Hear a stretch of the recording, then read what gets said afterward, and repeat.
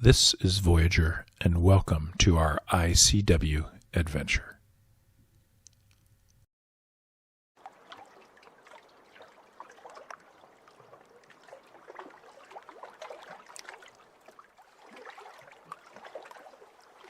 With our haul-out, survey, and closing complete, we were back in Florida a few weeks later for the big journey to sail her home to the Chesapeake.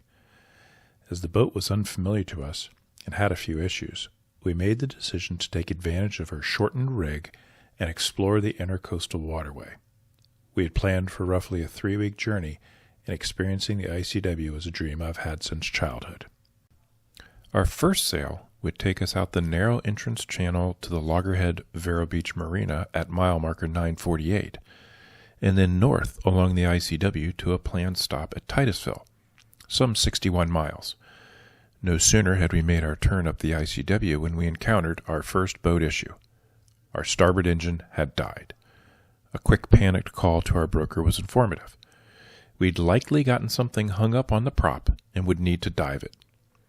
With some confidence that we could continue safely on one engine, we proceeded towards our bailout anchorage at Melbourne and a plan to dive the prop once anchored.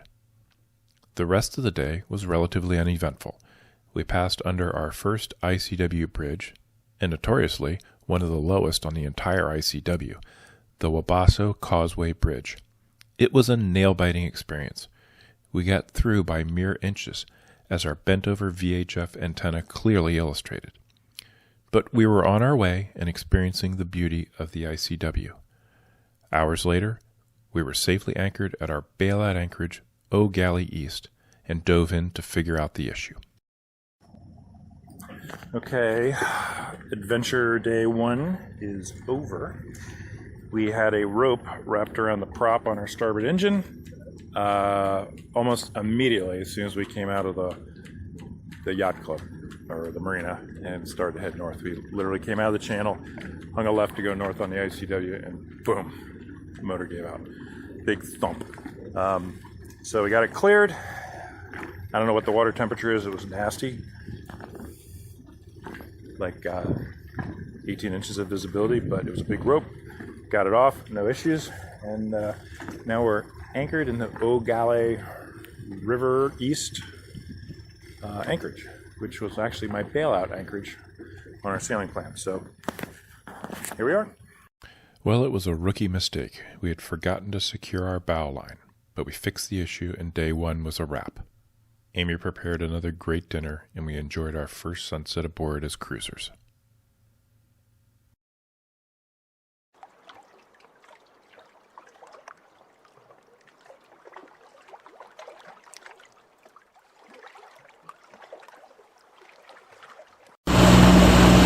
Okay, pretty smooth start to Monday.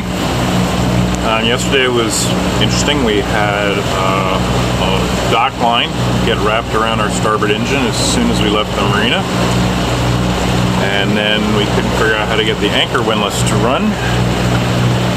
We went ahead and pushed ahead to Eau Gallie, Florida. It's a nice basin for anchoring.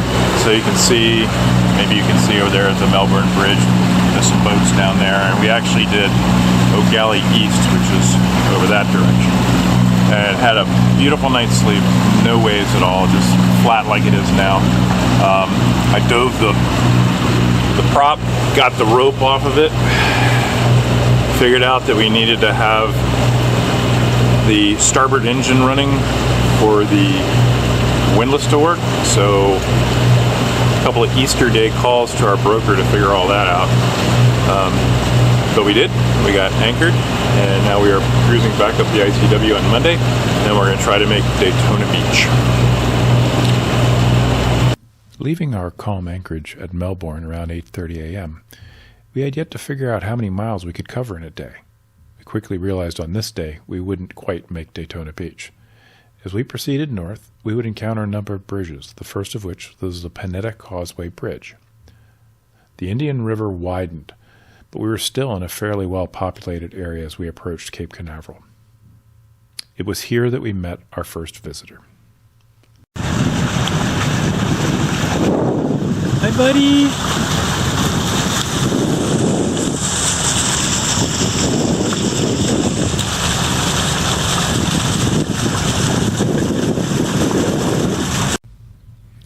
Continuing north, the wildlife was becoming more abundant, and it was a thrill to have our very first dolphin swim along with us for those precious few seconds. We had a couple of more bridges to pass under, and it's always a little stressful because it's so hard to judge if you're going to make it under or not. We also started to see these neat keys or sandy islets off to starboard. In the distance, we could begin to make out the massive NASA Vehicle Assembly Building. We are definitely going to have to come back to see a launch. And here we approached the NASA Causeway Bridge and had to make our first call for a bridge opening. Causeway Bridge, northbound sailing vessel sees the day requesting openings, please. That's Causeway Bridge. That's Roger, Captain. Captain, just keep it coming. Once you get close enough to the bridge, past the last mark and go north, I can open. Slipping through the open NASA Causeway Bridge, we continued on. Our final bridge was the open railway bridge, and we were about to take a hard right into a wildlife refuge area, Canaveral National Seashore.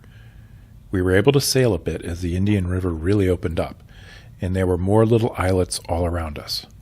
Off in the distance, there was a fire burning on Merritt Island.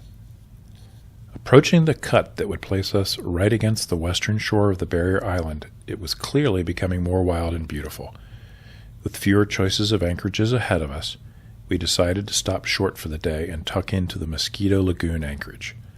There was just one other boat with us, and we could see the sea off to the east. After a great dinner aboard, we retreated to another beautiful sunset and settled in for the night.